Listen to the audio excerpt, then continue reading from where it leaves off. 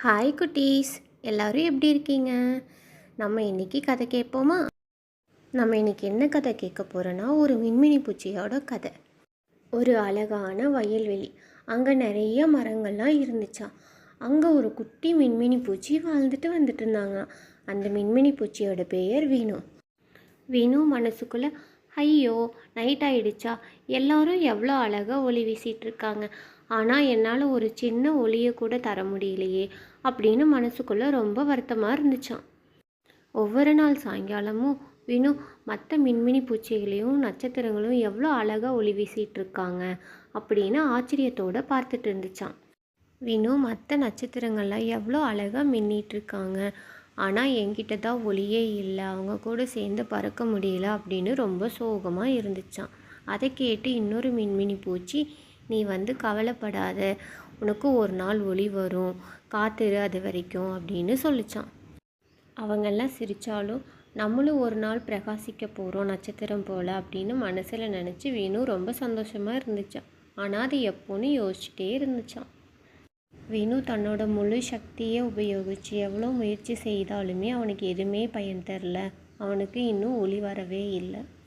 வீணு, ஏன் எனக்கு இன்னும் ஒளி வரலை, என்னால் யாருக்கும் எந்த பயனும் இல்லையா அப்படின்னு தனக்கு தானே கேள்வி கேட்டு ரொம்ப கவலைப்பட்டுச்சான். வயலோரத்தில் இருக்க புல்லு மேலே கண்ணில் கண்ணீர் துளியோட சோகமாக வீணு உட்காந்துட்டு இருந்தான்.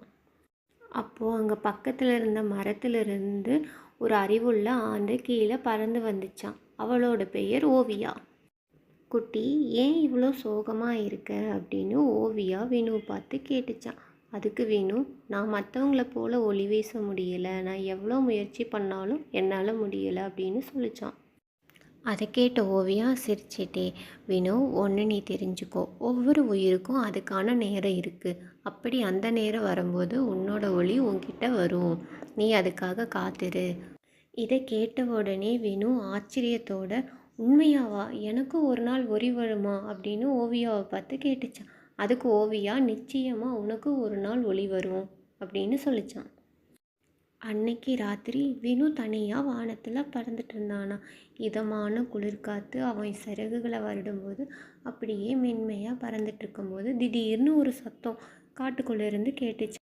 அங்கே ஒரு எலி அழுதுகிட்டே, யாராச்சும் என்னை காப்பாற்றுங்க, நான் முள்காட்டில் மாட்டிட்டேன், எனக்கு இருட்டில் எதுவுமே தெரியலை அப்படின்னு அழுதுகிட்டே சொல்லிகிட்டு இருந்துச்சு. அதை கேட்டு திகைச்சு போன வேணும், ஐயோ குட்டி எலி இருட்டில் மாட்டிகிட்ருக்கா, நம்ம போய் உதவணுமே, ஆனால் என்கிட்ட தான் ஒளி இல்லையே அப்படின்னு நினச்சிட்டே போச்சான். வீணுக்கு அந்த இரண்டு முள்காட்டுக்குள்ளே போகிறதுக்கு பயமாக இருந்தாலும் எலிக்கு எப்படியாச்சும் உதவணும் அப்படின்னு நினச்சிட்டு துணிச்சலோட அந்த காட்டுக்குள்ளே போச்சு.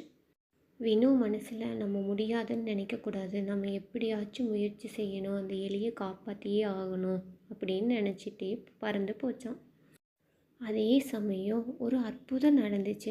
வீணு தன்னோட உடம்புலேருந்து மெதுவாக ஒளி வெளியே வந்துட்டே இருந்துச்சு. அது கொஞ்ச நேரம் ஆக ஆக அதிகமாகி அவன் உடல் முழுவதும் பிரகாசமாக ஒளி மின்னுச்சான். வீணு ஆச்சரியத்தோட, ஆஹா என்னது, நானும் ஒளி வீசுகிறேன், நான் அழகாக நட்சத்திரங்களை போல்ற மின்னுறேனான்னு ஆச்சரியத்தோடு பார்த்துட்டு இருந்தான். அதை பார்த்த எலி, வா நீ ஒளி வீசுறியா, வா வா, என்னை சீக்கிரமாக வெளிச்சத்தை காட்டி இந்த முள்காட்டிலேருந்து வெளியே கூட்டிகிட்டு போ அப்படின்னு சொல்லிச்சான்.